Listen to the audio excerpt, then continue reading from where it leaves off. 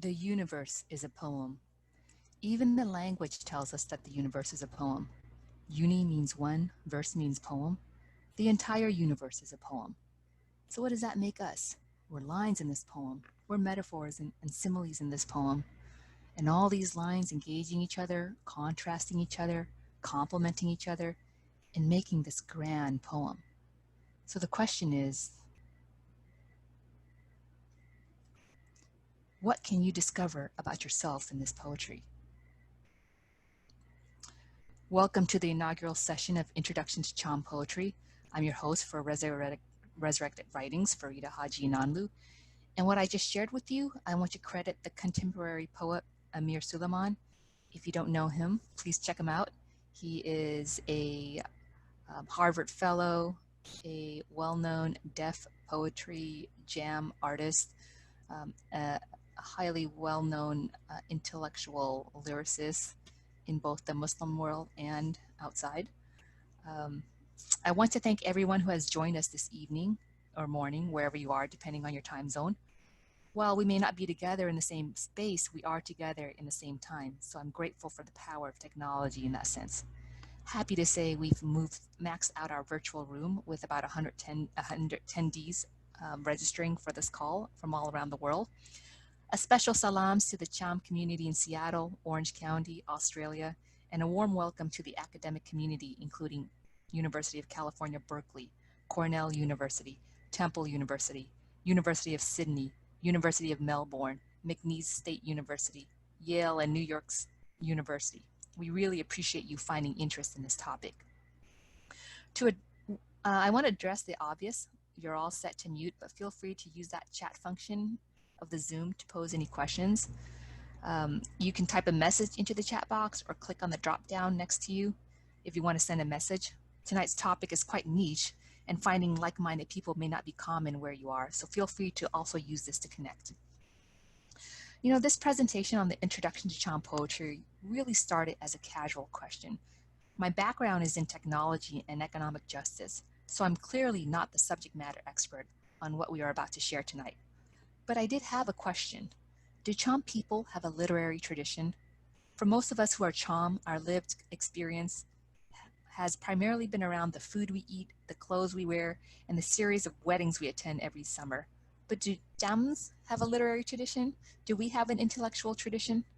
And this is where my question led me to meeting this wonderful and impressive young man by the name of Ibrahim Perry. Ibrahim is finishing his studies at the University of Washington, Seattle, majoring in history with emphasis on empires and colonialism. He began his exploration into the Cham history at the age of 15 after teaching himself the Akartra script in order to read digitally archived manuscript, Cham manuscript. At 16 years old, Ibrahim was recruited by a PhD at the University of California, Berkeley to contribute works in Cham phonology, and by age 18 formalized his studies in Cambodia, where he expanded into the Akartra variety of the Cham script. Ibrahim will be applying for graduate school, so let's wish him well wishes.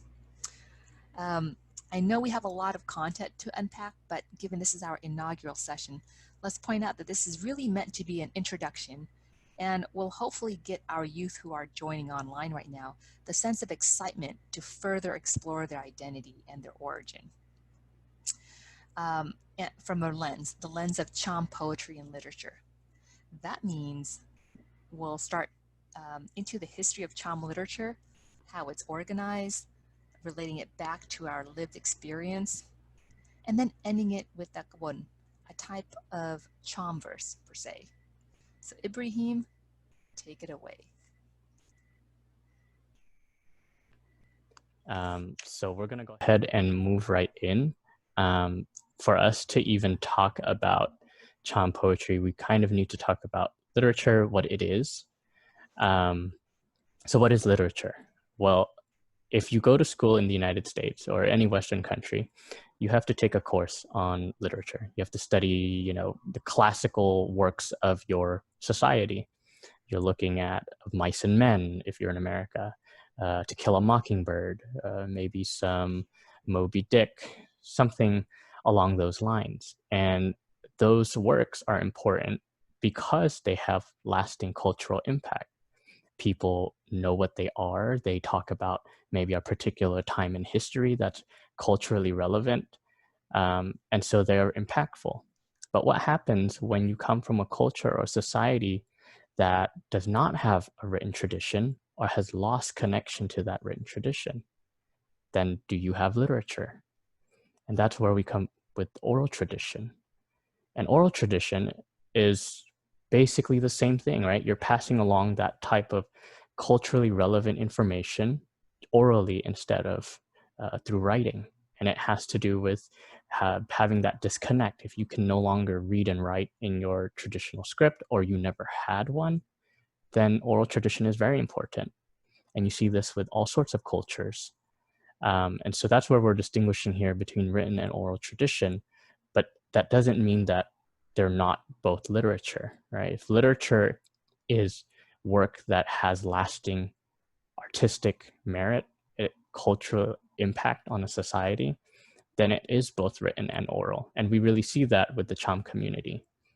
And so when I'm talking about the Cham community, I'm really referencing the Cham community of the Mekong Delta. So Angiang, Chao Dok region, Tay Ninh, that particular area. And it's because, each Cham community is slightly different. And so their traditions and whether they have a strong written tradition or not varies. And in Chao Dok, in that area, there really isn't a strong written tradition. There is some, but it's not the same as, say, in Phan Rang or in other Cham communities in Southeast Asia. Right, let's get to it, Ibrahim. So why study Cham literature?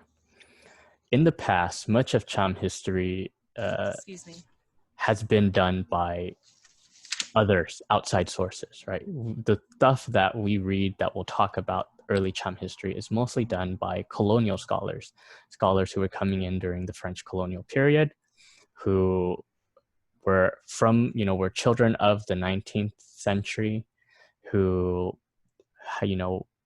were looking at these things through that lens, through the lens of colonialism, but also through the lens of a culture that has already sort of, in their minds, fizzled out, right? The Champa kingdom by the mid-1800s is no more. These people are dispersed. And so that is what French scholars and other European scholars were seeing when they were coming in the 1800s. And when you say colonial lens, Ibrahim, you're also, I would imagine, there is a bias as well within those lenses, correct? There is a certain filter that may be applied when we're going through some of the works that are from the colonial lens. Yeah, so there's a quote here from A. Munier referencing Cham texts where he calls them fable and confusion. And it's because Cham texts aren't necessarily straightforward. Not only is there a gap between the languages, meaning the people who speak Cham and the people who read and write in Cham, there's a little bit of a gap there, but also the texts don't just tell you, in this year we did this and in that year we did that, but rather they describe things in a sort of flowery, ornamental language. And so that aspect makes it confusing, but also because they have elements of magic, of fantasy, incorporated into them, it seems like it's unreliable. And so these sources are dismissed. Now, other more contemporary scholars tend not to, go follow that line. That tradition is no longer here. And now we have scholars who are looking at Cham literature and looking at what Cham sources are saying. And so on the right, we have Bodama, the late Bodama, who recently passed. He is probably, I think many people have heard of him, even in the Cham community.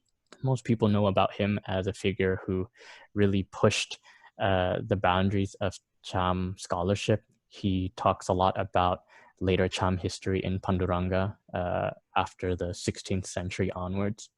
And so he examined these Cham sources to see what are they saying about themselves? What are Cham people writing about themselves, instead of only looking at what are Vietnamese sources saying, what are Chinese sources saying, what are French sources saying. And so that's really important for why we should study literature, Cham literature. Very good. And so moving on from there, we're going to go into sort of like a timeline of the Cham script, where it's used, why it's used, that kind of stuff. So on here, we're going to have our first building. It's the Pioneer Building. The Pioneer Building is a famous building in Seattle. If you've been here, it's in Pioneer Square. It, at one point in time in the late 1890s, was the tallest building in Seattle. And I mean, Seattle wasn't a big city even then, but this is in the late 1890s, nearly 1900. In contrast, we have a Cham temple tower of the 12th century or so that is slightly taller, it's larger.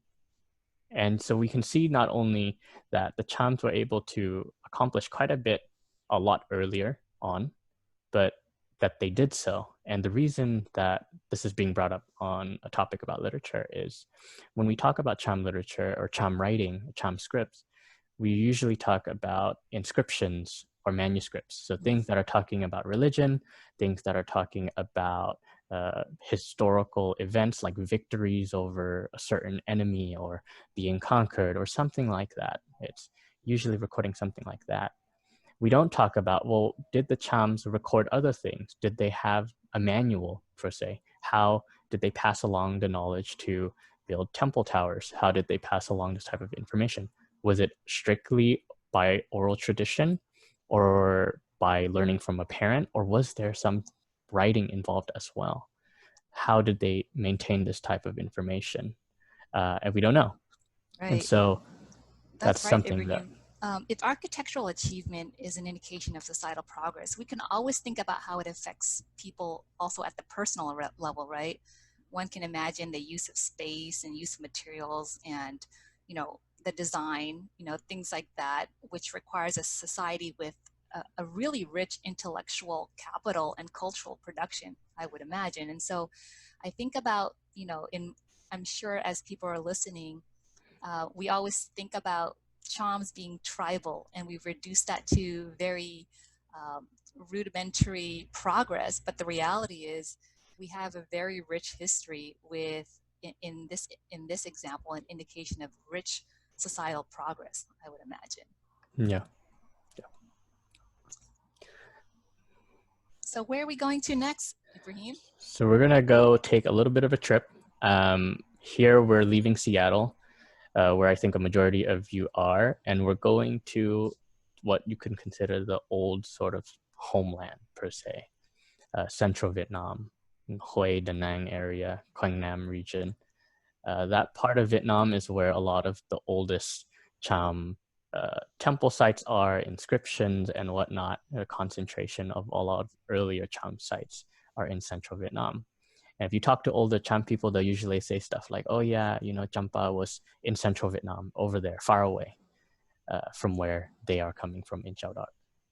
And so what we're looking at first is an inscription, the Kanduk inscription from the 12th or 13th century. And the reason we're looking at it is because of the script itself. So if you look at the script, it is clearly a script that's quite similar to Khmer. It looks very similar to the modern Cambodian script, and looks similar to many Indic-based scripts that came from South Asia. It's because this script did come from South Asia, just like Cambodian, just like Thai and whatnot. And this is an earlier script. So a lot of us have seen what the modern Cham script looks like. The earlier Cham script looks quite a bit different. And so this is just sort of showing like, how does the script change over time, but also what was the script being used on? So we don't have material, organic material that has survived from the 12th century, right? There's no books written on paper or leaves that have survived. So we don't know what, or if they had it. So we don't know what it looks like, but we know what it looks like on stone, which is what a majority of it is survived and is on stone inscriptions or on clay temples. And so this is one of the earlier depictions of the Cham script. It is clearly from South Asia in origin, and it is in Sanskrit. So it is in the Sanskrit language. It is not in Cham language. So I think that's a common misconception I used to hear growing up among Cham people, is that we have a Cham script and that's Sanskrit. And that's not really an accurate statement, because Cham script is a script, a writing system, is not a language. And Sanskrit is a language, it's not a writing system. So they're not one and the same. Yes, the writing system is used to write in Sanskrit, but is also used to write in Cham, just like we use, the Latin alphabet to write in Cham today, or write in Vietnamese, or the Arabic script to write in Cham today. These scripts are taken from other cultures and other languages, but we're not writing in that language per se, not always at least. So we're leaving this script and we're going a little bit further along into the 15th century. So we're going to move further south. And the reason we're moving south is as Champa starts to lose territory to Dai Viet, it's pushed further and further south. So we're sort of following that progression of Nam Dien. So here we're in further part of southern Vietnam, not in Phan Rang quite yet, where the Bo Nagar temple towers are. And this script here is called Akaric. This is similar to the script we just saw, but a little bit different, right? It's not on stone anymore. Now it's on paper. And this script is reserved for religious functions, really, ceremonial purposes. It's not a script that's being used by Cham people to write in their diary right now or something like that. So it has a special purpose. It's quite similar to the script we just saw, but this one is writing in Cham. It's in Cham. It's not in Sanskrit like the last one was, but it's in some way descended from that previous script. So you can see the transition from what we just saw to what we have right now. And now we're going to go to the next one where it changes even more. So now we go further south into Phan Rang. And when we get to Phan Rang, as Cham people from the Mekong Delta, generally refer to the Cham in Phan Rang as Cham Phan Rang. And we usually say things like, oh, if you don't know something about Cham culture or Cham history, go to the Cham Phan Rang. They probably know, right? Like these keepers of history, kind of. And part of that is because they have maintained a writing tradition, at least more so than what is in the Mekong Delta. So now we're going to look at the script in Phan Rang. And this is great, Ibrahim. I always think about, I'm not from Phan Rang, but just to acknowledge as you say, the history keepers, they are the community that has that history. So it's equally important to really connect with our Phan Rang sisters and brothers to really understand and stitch the story of our history, the story of our origin. It's really important, especially as we're living in the diaspora right now, isn't it, Ibrahim? Yeah. I mean, a lot of aspects of Cham, like folk songs, folk sayings, reference sites around Phan Rang, right? They reference place names that most Cham will not have connection to unless they're from Phan Rang. So that sort of idea that they are history keepers is something that's quite prevalent, at least among the Cham in Chao Dok. So here we have the latest version of the script. And if you look at manuscripts in Phan Rang from like the 1800s and the 1900s, they look quite similar to this. So this is a document, Cham document, and you see in the background some square seals. So those are stamps, official stamps. Like you would sign a check today, these stamps were used to give a level of authenticity. So this document, for whatever reason, needs to have these stamps. So it could be a number of documents, trade deal, something like that. But we see again how the script changes. As it's written more on paper, it is changing. It's not the same. It's not as squarish anymore. It's a lot more cursive. It looks a lot faster.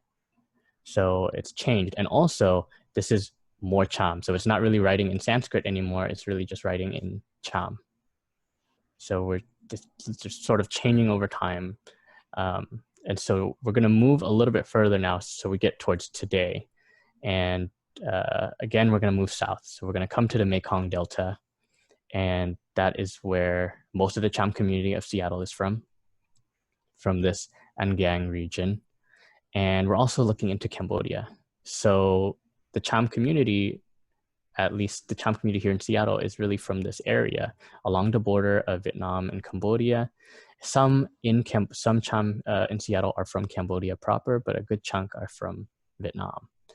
And so what this map is to show that the Cham people of this area have two influences. They are influenced by the cultures in Vietnam and Vietnamese and Cambodia, because you have Cambodian speakers and Vietnamese speakers. So kind of at a crossroad between these two cultures. And so we're going to look at the script. And the script itself is what you'd call the Western Cham script. It's really prevalent in Cambodia. It is mostly prevalent in, at least today, it is primarily in Kampong Cham, Prasat, Battambang, so that eastern part of Cambodia, western part of Cambodia towards Thailand, where this script is being maintained. So you have two scripts, one written with Arabic letters and one written in the Cham letters.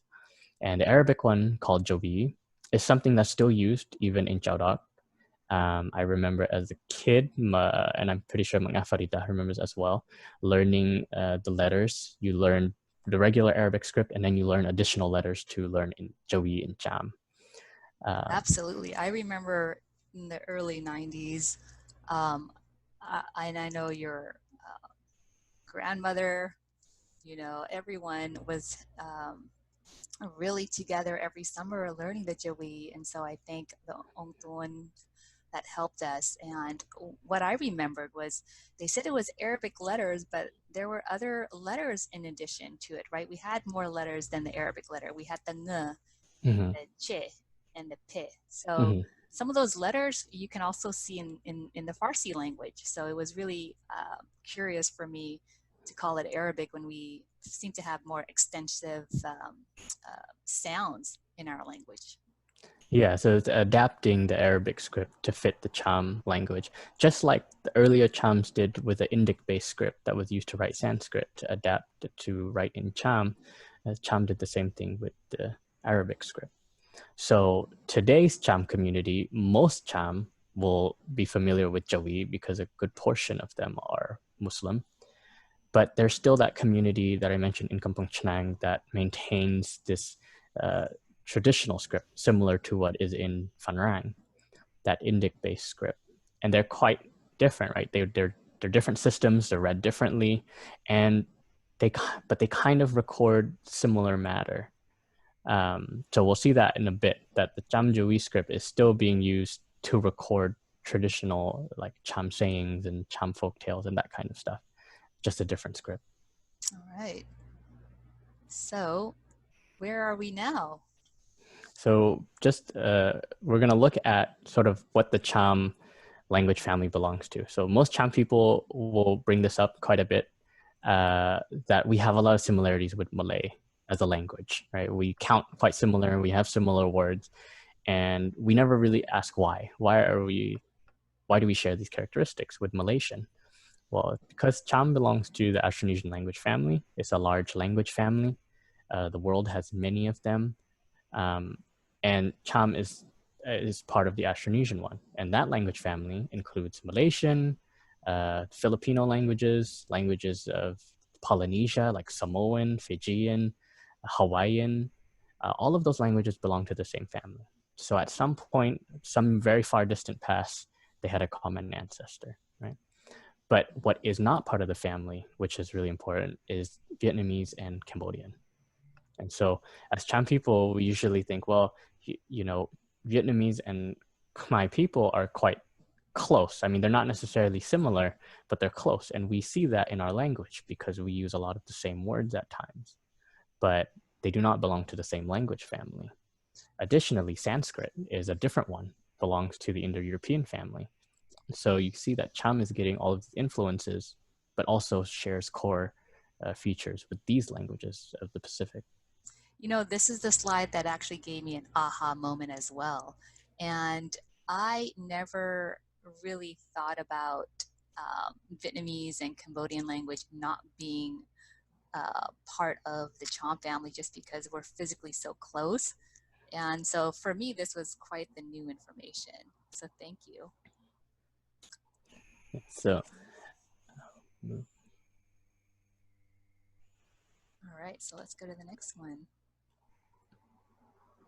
So here we're dialing down and looking at the Mekong Delta again, and we're looking at the two distinct Cham communities. They're distinct because not only are they culturally quite different, but linguistically. So as Cham people, we know, if you're Cham from Phan Rang and you try to speak to a Cham person from Cambodia or Chao Doc, there's quite a bit of difficulty there. You can still communicate, but you can't communicate very effectively. So this map shows that not only is there a big geographic distance between the communities, but also just which communities are larger. And so clearly on here, Western Cham is quite a bit larger. Additionally, the Cham community that's on the border of Vietnam and Cambodia, which is what we're mostly focusing on, that Mekong Delta community, is, like I said, getting influence from both Vietnamese and Cambodian, because it plays its role in the middle. Right. And this also explains pretty well my lived experience, right? And I know there's families that have also parents who are trilingual, right? You'll hear them talking on the phone, and they're vacillating between, Cham and Cambodian and Vietnamese in one sentence. It's just the impressive it's just how natural it is to be trilingual, and this is the reason why. Yeah, I mean, if you're going, like, we'll often hear Cham people when they ask for like a phone number. My grandparents would always do the phone number in Vietnamese. But then when we're at the store, we'll talk about the numbers in Cham. But my grandfather will sometimes use Khmer instead. So you're growing up with these three different languages and three different systems, and we use them sort of interchangeably. So you'll know like 3 words for one thing, because you'll learn it in all 3 languages. So that's sort of what the position that these Mekong Delta Cham are in. Perfect. So, shall we go to the next slide? Yes, let's go ahead. So here we're going to look at the different types of Cham again. Because we're talking about literature and stuff that is being written down, but also passed orally, there's a lot of rules involved, right? When you pass along something, especially Cham people, they really want to, like, Cham people will say stuff like, pronounce the word properly, kind of thing, right? Like some Cham youth, younger people, will not pronounce words properly, and I get in trouble a lot because sometimes I'll shorten words in Cham and I will only say one portion, and my grandma will correct me and say it properly. In the written tradition, it's even more of a gap, because the writing tradition retains a lot of features of Cham that are lost in the spoken version. And so here we're looking at two sides. We're looking at an old Cham and more modern Cham. And on the old Cham side, you have Sanskrit, Austroasiatic influence, and dialect continuum. So the reason we have these, so Sanskrit is here because older forms of Cham, if you look at Cham inscriptions and whatnot, the EFEO has a large corpus of inscriptions that are transliterated. And most of them, if they're even in Old Cham, have a large portion of it in Sanskrit. So we'll see an example a little bit later, but a lot of Sanskrit is in Old Cham. That's not to say that there's no Sanskrit in the current form of Cham, but that a lot of it remains in Sanskrit, and a lot of it has been lost in modern Cham. So in the literature, sometimes you'll notice that there will be words that you don't recognize because it is either in Sanskrit in origin or of a different language. Additionally, Austroasiatic, so that is the other language family. So as Cham belongs to Austronesian, Cambodian, Banar, Vietnamese, Mon belong to the Austroasiatic family, a completely different language family. But because Cham speakers have lived in Vietnam and in contact with Austroasiatic speakers for so long, some 2,000 or 3,000 years, that has strong influence on the language. So you'll even see old Cham inscriptions with words that sound like they're Cambodian or similar. Additionally, Cham languages, say languages plural, because they encompass many languages. There's not just one Cham, right? We have Cham and we have Khmer. We have Cham and we have Cham Phan Rang, Cham in Cambodia. But there's even variations within that. And so I'll give an example in a bit, but You'll notice this if you're a Cham speaker from, say, Battambang, and you try to speak to a Cham person in Tabong Kamam, there may be a couple of words that differ from one another. Even though you're both in Cambodia, there is still difference within that. So you imagine that in the older kingdom period, there must have been some form of continuum because there are many languages that are related to Cham, like Charai, Raklai, Churu, that are quite a bit different and are now their own languages. Ibrahim, would you say that a lot of the written piece of our literary tradition was held by a certain level of society and the oral tradition was more open, or we have was literacy also for, I guess, the layman, the common? Literacy, probably not. I mean, I would say no, because for two reasons. The script is intensive, like to learn it, it takes a lot of time. Additionally, you learn it at an older age. Traditionally, you would learn it, maybe around your early teen, maybe 10 years old or so later. You wouldn't learn it like at kindergarten.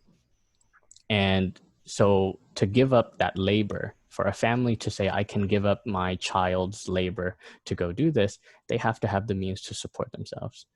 So if they can't, like if you're, the family is a fisherman's family, they're not going to be able to give up their child's time to go and study this script, which is, mostly used for specific functions. It's not really like an everyday usage like we have writing today and literacy today. So yeah. So on the modern side, we have the two, vernacular and written Cham. And what that's really saying is, again, is that spoken Cham versus the Cham in manuscripts and in writing, and how there's that disconnect because the written form preserves a lot of older aspects, right? So you'll see in written Cham, you'll see them write out entire words that we don't usually pronounce in that way anymore. For example, ganam, to love. We pronounce it with a g, with a g sound in that dialect. But in the written sources, even from Chowdok, they will write it with a r sound, ranam, which is still pronounced like that, at least in some communities, like in Phan Rang, but is no longer pronounced that way by most Cham speakers from, say, Chowdok. So you'll see that sort of difference in spelling, but also entire words, right? You'll get older words that have been replaced by Arabic loans or Malaysian or Indonesian loan words. And I think you and I, while we were working on this, we even realized some differences, right?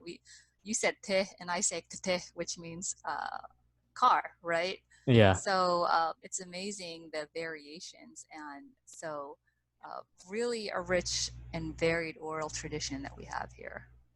Yeah. So now we know a little bit more about the language. We can get into a little bit more of the literature. To preface that, we're going to look at, I believe, an example of Old Cham. So let's go ahead and pull that up. So this is an example of Old Cham transliterated. The Dongyen Chao inscription is really famous because it is one of the earliest, or I believe it is the earliest known written Austronesian language. So out of all Austronesian languages, including Malaysian, including Javanese, Balinese, the Dongyen Chao inscription is believed to be the oldest one known, and it is in Cham. It was, I believe, a well or near some site. And so the inscription itself is this isn't the entire inscription, this is only the first portion of it. And it's telling the individual that this thing, whatever this inscription is on, is being protected by some divinity for the king. The later part of the text, which isn't on here, is a curse. It tells you that if you don't respect this, then you will be cursed, basically. And so that shows that, like, this inscription itself will show that Cham language, the old Cham language, like we said, has a lot of Sanskrit, right? Siddham, Naga, Punya, Kurun, Svarga. Those are all Sanskrit in origin. Now, some of these words we still recognize, right? Svarga, we still say. But some of these other ones we don't. But there are portions that are in Cham proper that we do understand, right? Ni yang, Tao, King, Rang, Rang, Lepu, and of course Varga, which is Sanskrit. But these are still recognizable. But it's still a bit difficult. Not as difficult as, say, looking at Old English and contemporary English, but still difficult, wherein we can't quite understand the entire text. Right. And I would imagine, you know, ancient people really have, and they use inscriptions to have many interpretations. So I would imagine there are several layers. Today, we've been reduced to emojis and single clickbaits. So, you know, we're very literal and we're very much looking at things linearly, explicitly. And so, if anything, what I learned is there are several layers to this, similar to how we even, as Muslims, look at the Quran, right? There are several layers in writing, in sacred text. So it would be great, you know, eventually to understand how this unpacks. But I know we don't have time for that here, so we can move forward to the rest of the presentation. Yeah. So we're going to go ahead and now move into literature. So we've kind of established that there is a difference between the old Cham and current Cham. And then even in the current Cham spoken, there's differences in dialect, there's differences in how the written form is versus the spoken form. And all of those differences make understanding text very difficult because they're confusing. However, there is a large collection of texts, Cham texts, and categories of genres in literature, in Cham literature. So we're going to look at them, but not all of them are present in every Cham community. Some of them are only found in some community versus others, and not all of them mean the same thing in every community. As the writing is no longer, at least traditional Cham writing is no longer important in some communities, what these tradition writing genres are start to change. So the first one, akayat or hikayat, is found in Malay's literary tradition as well. They're essentially sort of poem stories. So they tell a story, a legend about something. They're like long epic poems. Really famous ones like Akayat Dewa Manu in Phan Rang. So this one is really survives in Phan Rang. Talking to, you know, Cham elders from Chao Doc, this is not one that they recognize. So presumably it doesn't exist in the Chao Doc community anymore. The next one is one that is more relevant to the Cham Chao Doc community, Takal, Talakal. In Phan Rang, this type of literature is different than what it is in Chao Doc. So in Phan Rang, you have a lot of Talakal that are these long stories that are like folk tales. They tell a story about Cham, you know, a fictional time in the past maybe, where someone has to go through some trials and tribulations to get something. Hero's journey in an epic. Yeah, something like that. Or like talking animals doing something. But in Chao Doc, it's a little bit different. Takal, also known as Miai Chuan, they are poems as well, and they do tell a story. But there's a little bit more to it. Like they need to, so Miai Chuan means to speak smoothly, so they need to flow properly. So there's like a rhythm to it. There's a little bit of a unspoken rule where it needs to flow properly. It needs to be able to have a rhythm that you can remember and that you can recite. And it tells you something. It tells a funny story. Some of them say things like, one of them is about a story of a king who has this fat cow, and he's really hungry, but he can't eat the cow for whatever reason. So he's going or running around trying to get food. He's trying to fish, and he's fishing over and over again, and he can't get any fish. and he's looking for plants to eat, and there's nothing to eat. And then suddenly he prays and he asks for food. He asks God for food, and suddenly a fish flies into and falls into his bowl of soup, of boiling water, and it becomes soup.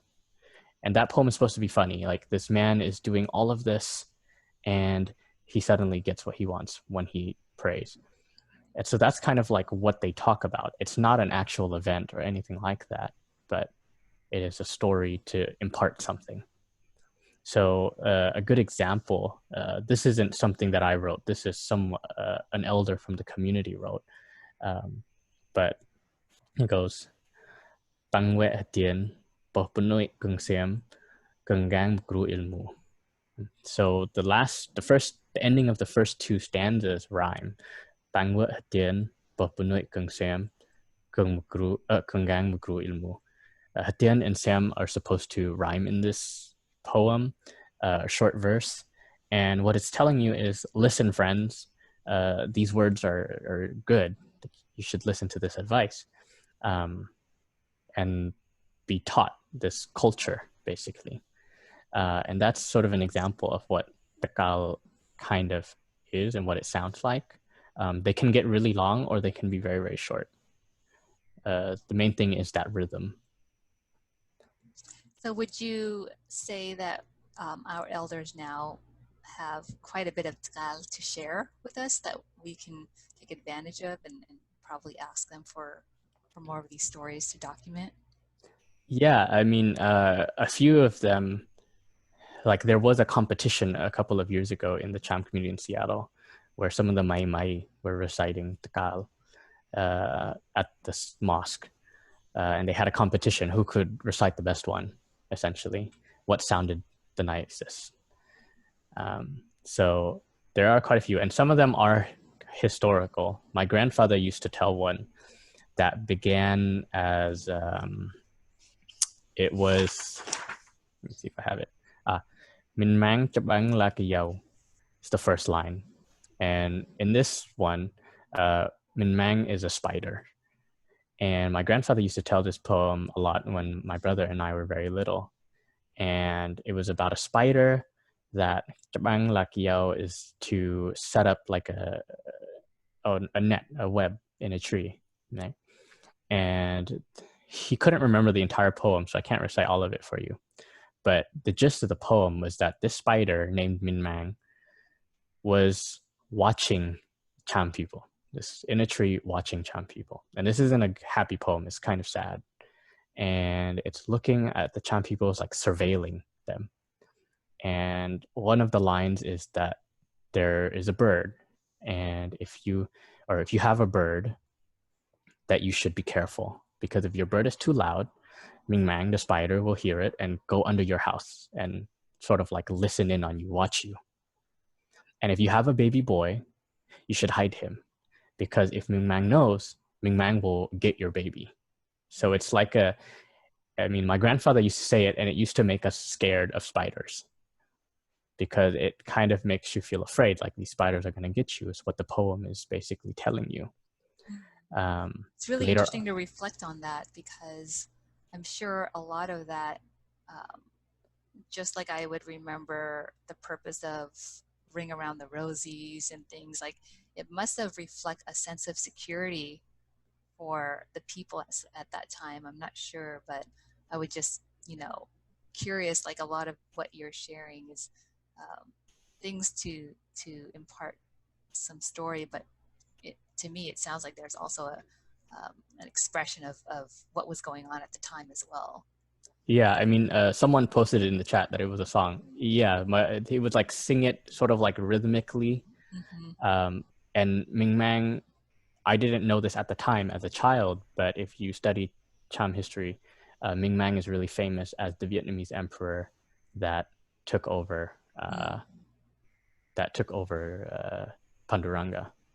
And so the poem really described all of that. So I see in the chat that one person actually knows the poem. So hopefully when we're getting towards the end, so hopefully you can recite that for us. So we're going to go to the next one, Leaving Takal. Damne is mostly in the Cham community, they are odes to divinities, to people. So kind of like you might write a poem to someone who deceased or something like that. That is what that is. So that's not found in Chowdok. And then we're going to continue on. So we're really paying attention to the ones that are relevant to the community in Chowdok. Sakarai are like histories. So like if the state, the Cham state at the time wanted to write an official something about the kingdom, it would be in this format of Sakarai.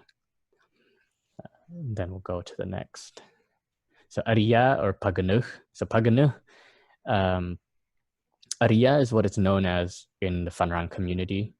In Chowdok, I haven't really heard of it called Arya. It's usually called Paganuh. But in some Cham texts, they are called Arya as well. Paganuh are like Talakal or Takal. They're similar.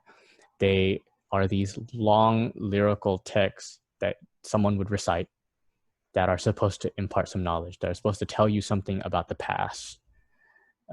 So there's one that I once heard that talked about Cham people in the late 1800s who were experiencing the French when the French were first coming in to the Mekong Delta area.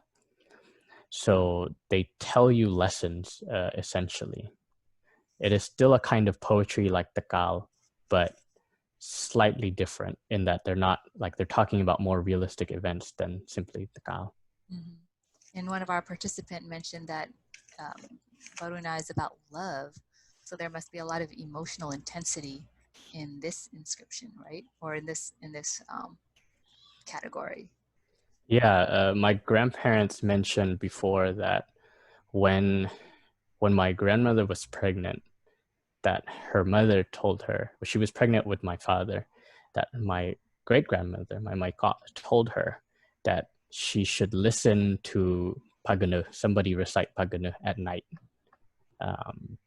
to go to bed, because it was a way to teach, I guess, my father in the womb in some way. So that was like a tradition to have. Beautiful. So Kabun is a little bit of a confusing category just because Kabun tell you or tell people about what it is, how to be, how to interact with society, how to conduct oneself, kind of like a rules for etiquette, rules for behavior. But in one text, it is also related to Pagano, which makes it kind of confusing that these are not necessarily mutually exclusive categories, but they kind of intersect. So in one text, the first line literally says, Niyal Pagano, Pagap Pagang Ngak Chung Kabun. So Niyal Pagano, this Pagano, Pagap Pagang Ngak Chung Kabun means to be composed in the way of a Kabun. So they kind of relate to one another in that sense, that I guess some people think that they are related but also different because the writer seems to differentiate them. Yeah, this was a surprise to me because I use the word kabun as a noun to kind of use it as, my kabun, my own conduct, right? And not necessarily a category of a verse or oral recitation. So this was quite new and a learning part for me as well. Yeah, I mean, we use the word kabun in speech as well. But I remember my grandparents would, like my grandma, every time I did something that was wrong, per se, my grandma would say that, oh, like don't do it that way. Don't do it that way. And then she would reference something. And it was usually from Kabul, like how to conduct yourself. Like you should react this way, you should be this way. And Kabul are written down, but they really are recited to the public to sort of listen in on how to be. And then I believe we have last one, kata. Well, so kata or penuit penit are like sayings, so proverbs. So like if you have ong mai mai tell you a saying of how to do something similar to kabun, how to live life, how to react to something, it would be in this way. So a folk saying. Um, these are also somewhat written down, but like I said, they survive more in the Chadok community through oral tradition. This is great. I mean, to put this in this framework, to categorize it, I'm sure the audience member, those of Cham background, when they would share how their parents taught them or what they would say, really think about they could possibly be, you know, bringing in these oral tradition, and they're just not saying for the sake of saying, but truly traditional verses that's being carried from generation to generation. So definitely, you know, hold that sacred when you hear your parents saying things, and having them share that with your own children. They could very well be truly ancient sayings from generations on. Yeah. So we're gonna go to the next one, and the next slide is on Kabun. It is a portion of a Kabun.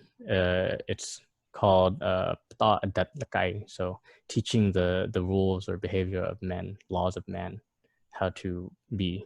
And it says, Group Ta Sah Kanal Bikajak Takai Occur Bitana Mung Taija Gang Now Tower Mgai Tal Sang Join Plah Di Gang Ek Tai Klak Occur.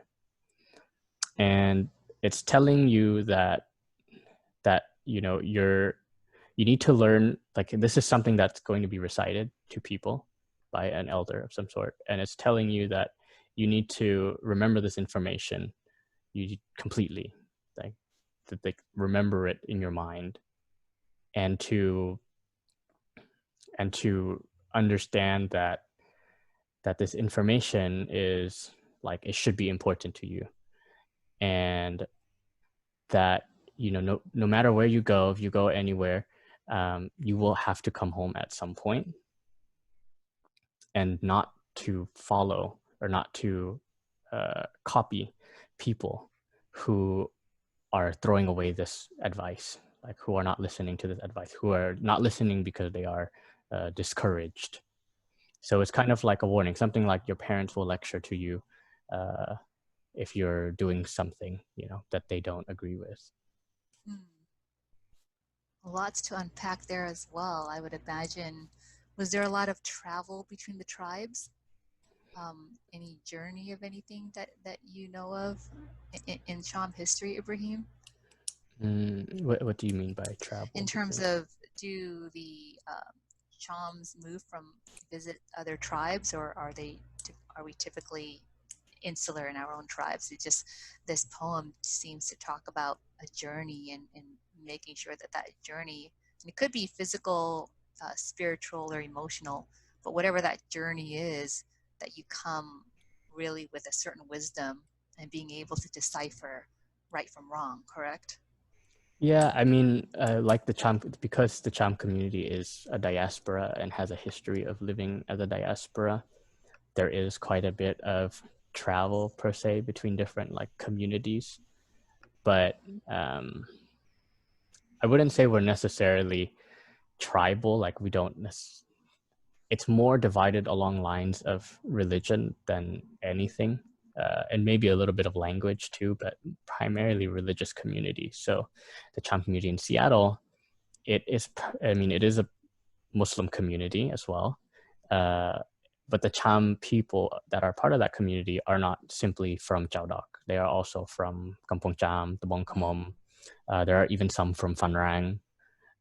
So it is, you know, we're all still one community, but what is the uniting factor there is faith as opposed to something else. But yeah, there is interaction um, between the different ones. Thank you. That was absolutely beautiful. And I know we're at the top of the hour. This session is made for an hour and a half, just to, you know, really create space for Q&A. We have attendees that has raised hands, but if there's any questions, I would be more than happy to unmute you. We do have a question here. Let me go ahead and find our raised hand. I think it was, somebody raise their hand? Oh, there we go. Let's see what we can do here.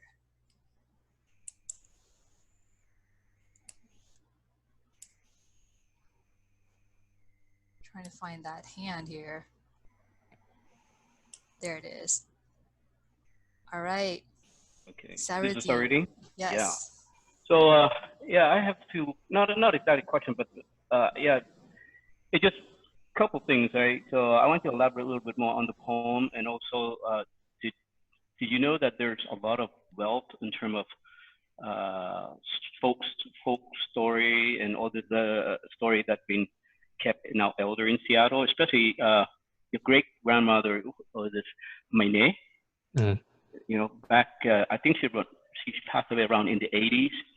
But I remember somebody did recorded a tape like 2 hour long with the telling story about Kabul. It's all ram in Cham. I mean, we need to recover that if there's a chance. That is very valuable in terms of the information that we need to keep, right? So that's one question. We need to go back and find that. Number two is that, you know, the spider poem, right? The spider poem. The spider poem has to do with the you know, the dynasty, during the Ming-Man dynasty, which is the last part, the end of the empire. Then I think the Ming-Man kind of represents a code name for Ming-Man. Mm-hmm. So the spider web, like surveillance, like everyone was saying, that it is, you tell your children, kind of put them to bed, go to sleep, be quiet, otherwise the spider web are watching, and then the Ming-Man you might get content die, and then the dog will bark, which means showing the soldier is coming, or they're going to catch us and kill us. So basically, that's a code name signal across the village that says the soldier are coming, and they're using as a you know, like one of those you rock a baby, you know, you send the kid to sleep so that the Vietnamese do not be depicted as a code. So that basically, they were using that during that time, right, during the Ming-Man era around 18th or 17th century. So Ming-Man, it's like pretty much like a homophone, right? It's the name of the king, ruler, and also the name of a spider, right? The name so we would use it Ming-Man kind of, you know, coded to a spider, but in reality, it is the Vietnamese ruler at the time, a cruel ruler. That basically, you catch any Cham, you slaughter them, you get reward for it. That was the last massacre happened, and we used that as a code to trigger and tell people about the soldiers coming, basically. So there's a lot of story behind many things that we need to uncover. This is fascinating. I think this is great. Thank you to Ibrahim and Farida that they're putting together. This is kind of we start to open a really treasure from our literature and history. Thank you, Omte. Thank you so much. Are there any others in the call? I would really like to make most use of our half hour left to hear your feedback, any reflections that you had while growing up that you can also share. I think that would be a treasure as well. Is there anyone else?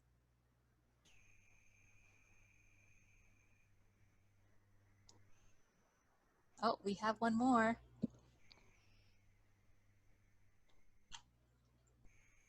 All right, Brother Isa Kosem, would you please, you've been unmuted.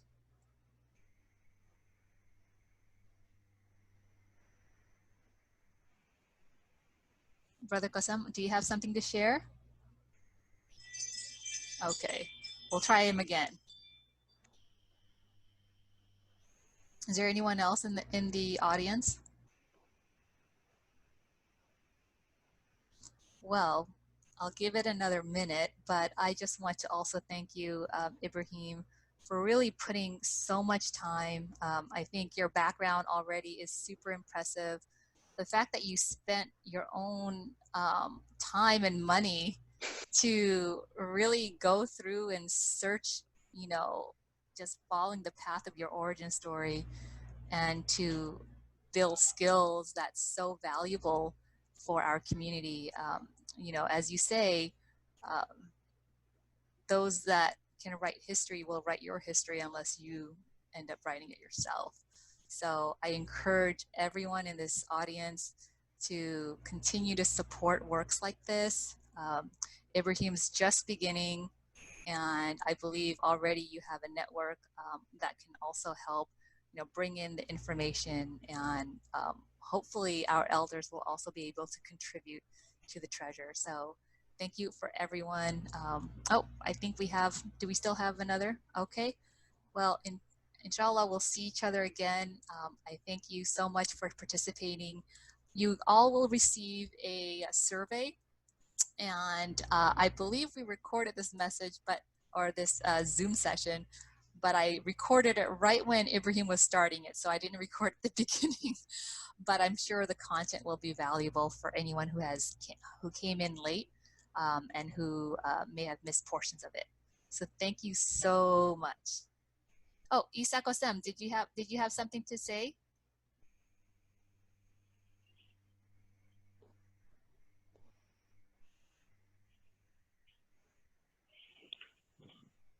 Brother Isako-san? Okay, this is okay. If it's not this is Saradin again. So I just want to add a little bit more. So I believe you touch on the Rumi part, right? That's an Arabic writing, no, Jawi. And then what about the Rumis? That's more a post-colonial, Yeah. where we use Romanai trying to. That has taken place mostly in the Mekong Delta. But Yeah. how is that being taken place in the Phan Rang also? Somewhat. I mean, if you're on social media, I think Facebook is probably the most prominent platform that you'll see, like different Cham groups, and oftentimes they will write. The thing is, a lot of the people writing on these social media pages, at least from the Cham Phan Rang community, tend to write in Vietnamese in general. So occasionally you'll see some writing in Rumi. Like there's a Cham poet in Rosara who is from Phan Rang, who mostly writes in Vietnamese, sometimes writes in Cham as well, and he'll write in Rumi as well. So you can see it in Rumi, but it's not necessarily as prevalent as, say, the Cham in Chao Doc writing in Rumi. Oh, got another question by Sophia Haji. Wondering if we know the authors of Talakal and if they were limited to men or women. So Takal is not limited to men or women per se. In fact, most of the Takal I heard, especially when I was in Cambodia, was by women. So it's not necessarily restricted in that sense. The authors, however, is unknown. A lot of Cham texts don't put the author. And part of that is because in the after Min Mang's sort of takeover of Champa, writing books in Cham was no longer really allowed, but also that the people who could read them were not able to do so anymore. Most people fled, a lot of people were imprisoned and whatnot. So that sort of ability was no longer there. Another person asked if I recommend Inra Sara's book. Yes, it's a good book. It's mostly in Vietnamese though. So I think there is an English translation, but I'm not 100% sure. We have another question. Ibrahim, can you tell us more about your work with the professor at Berkeley and what you learned when you studied abroad in Cambodia? It's very impressive and good job. Great job.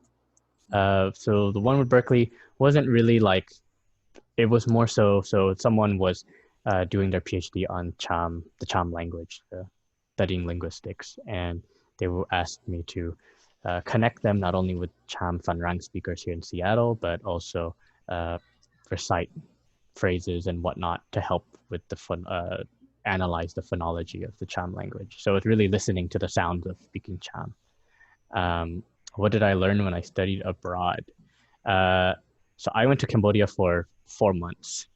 I bought a ticket, I went there, and I stayed in 3 Cham communities. I stayed in Tabong Khmum are four. Tabong Khmum, Kampong Cham.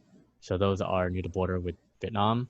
And then I stayed in Kampong Chhnang and Battambang, which is opposite sides. Um, and I guess one thing I really noticed was the differences in speech, so dialectal differences. And that was really what that trip was looking at not only Cham traditions in terms of their sources, like the books and the literature, but also what is still around, what is still prevalent, what communities are still practicing what, and what is lost. So I mostly stayed in Kampong Chhnang and Battambang, but the parts in when I was in Kampong Cham and Tabong Khmum, I really noticed certain things were changing, such as vocabulary. Most of the people I spoke to in Kampong Cham uh, spoke Cham, but quite differently. They use a lot more Arabic and a lot more Malaysian terminology. So there was a little bit of difficulty communicating in that regard. So that's something I really noticed.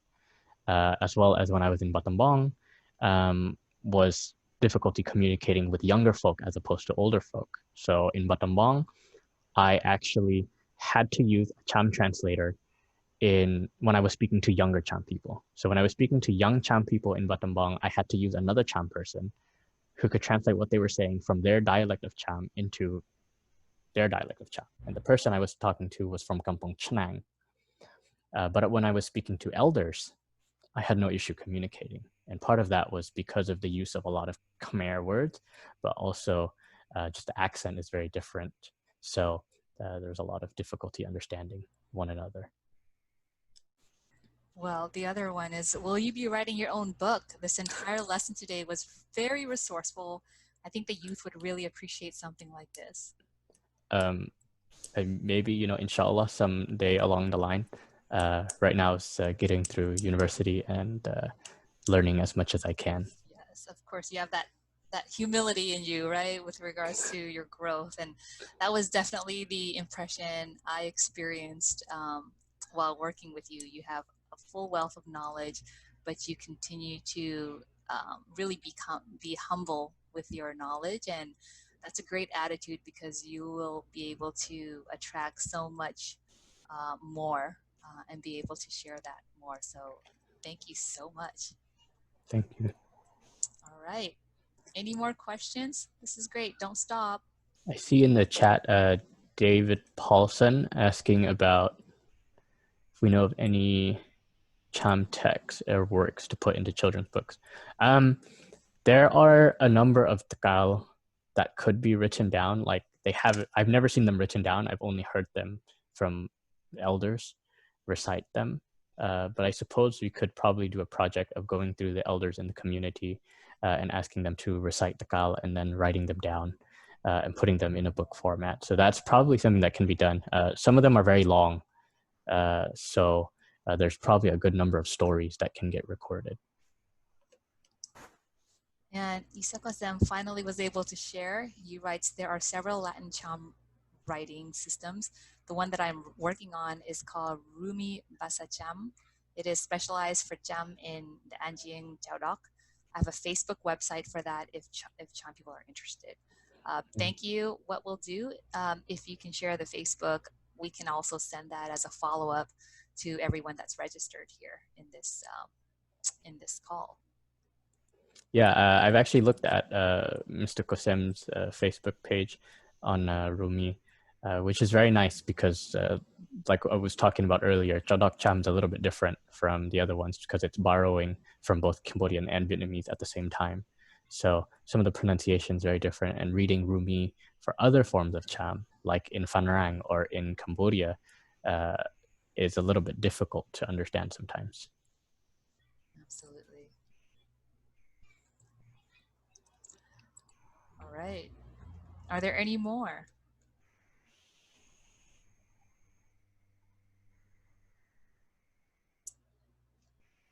Yeah, this is busy again. I think we should do more episodes like this, kind of continue on with different area in Cham history and cultures. I think this is great. This is a great start, alhamdulillah, and please do keep this going. do more and more Absolutely. And, episodes. you know, this was definitely made out of love. And, you know, inshallah, really the idea is to put to the center, you know, people in our community with really treasures, people in our community, meaning the diaspora, anywhere around the world. If you guys out there know of somebody who can share, that would be an absolute value for us. And eventually we can structure it where, you know, a lot of what puts together does take time, you know, it does take resources, but inshallah we'll figure out how to set that up. Sounds good. Thank you so much, and thank you for joining, and remember to submit the survey so we can do a better job next time. Thank you. Thank you, everyone. Assalamu alaikum. Alaikum salam.